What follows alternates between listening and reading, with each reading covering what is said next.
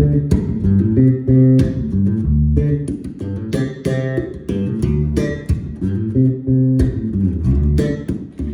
this is Blue to Tiger, and you're watching Sound Advice. So I want to give you a basic guide and intro on how to slap the bass. So the slap bass sound comes from the side of your thumb hitting the string, which sounds different than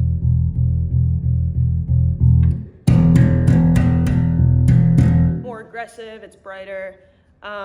Basically, how you do this is really just getting your hand and your thumb and your wrist, like the muscle memory, and getting your hand and your thumb and your wrist like used to this motion basically. So first thing is making a sort of like fist, but like making sort of a thumbs up. And what you want to do is keep your wrist really, really loose, and kind of like move it back and forth like this and just kind of get used to this motion. Of like, I also like to do it on the table as kind of practice, or even on your other hand, just kind of getting used to having your thumb hit something and getting used to that feeling. So once you kind of get this this motion down, it's really the sound of, really the movement isn't from this, but more so this. So I like to keep my elbow, the body of the bass like this, really comfortable. And I know some people do it in different ways. This is the way that I've found the most like success and ease, and I've never had any problems with pain in my wrist or anything, so I suggest doing it like this.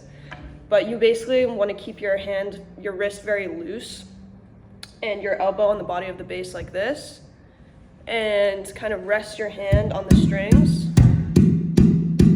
And all it is just this motion of your thumb right here hitting the string. So whatever motion you're practicing on the table like this, you're just gonna move that over to the string. And again, it's less this, because that's not gonna get you any like ease and flexibility when you want to play faster things, and just, it's a lot of energy to go like this.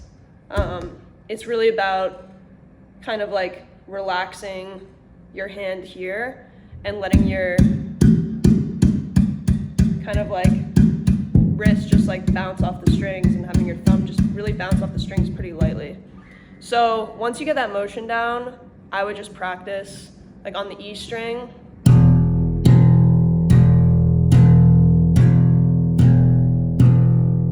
And then on the A string.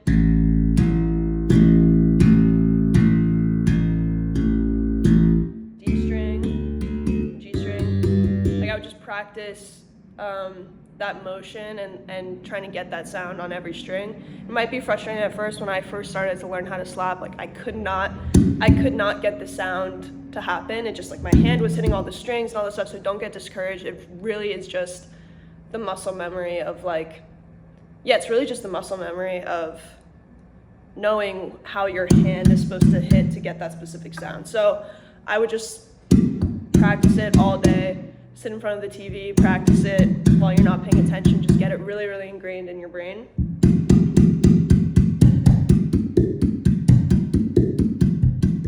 Different exercises, just kind of moving your hand up and down. You can experiment it with like different, you know, that's gonna sound different then.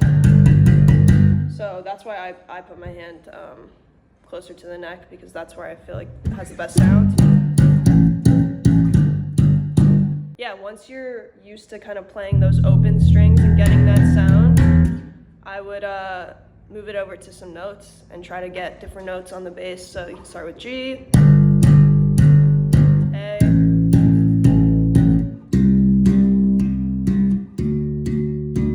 and I would just practice that until you get really clean notes. The second part of the slap bass technique, which isn't in the name, but I think is equally as important, is the popping part of slap bass. So I like to think of it as like the slap. Slap is almost the kick drum. It's really like holding the rhythm.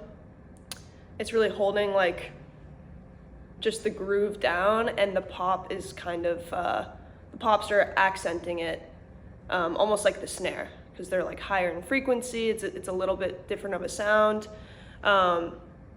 it just punches a little bit more. So I kind of like to think of your thumb as the kick drum and your fingers popping as the snare. So once you get this position down and you feel comfortable having your hand here like this, all you're gonna do for popping is take your first finger and your middle finger and place them under the strings, and it's kind of a pulling motion. You're kind of getting under those strings and pulling them like that. And so instead of this like finger, it's gonna sound like way punchier, way more aggressive in your face, a little higher frequencies in there. Super funky. So I like to, when I first started to learn, I like to kind of dedicate a finger to each string, because most of the time you're gonna be, you know, slapping the lower strings and popping with the higher strings. I was practicing, you know, popping with my first finger on the D string. So if you're slapping like this, and my first finger is the one that's, and then my middle finger would be popping on the G string. So I find that the easiest way to kind of have the placement. I think that's the easiest and gives you the most flexibility when you're playing more complicated stuff later on. So I think that's a good habit to start. But then again, this is just how I do it. You know, sometimes I'll be using this, my first finger to slap on the string. And I'm just using this also for the G string. So you can kind of do it either way. But that's what I would suggest if you're first learning.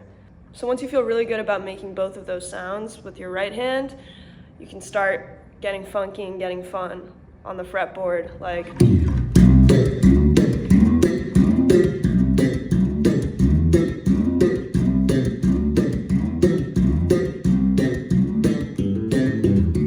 can also mix your fingerstyle playing with your slap playing, like.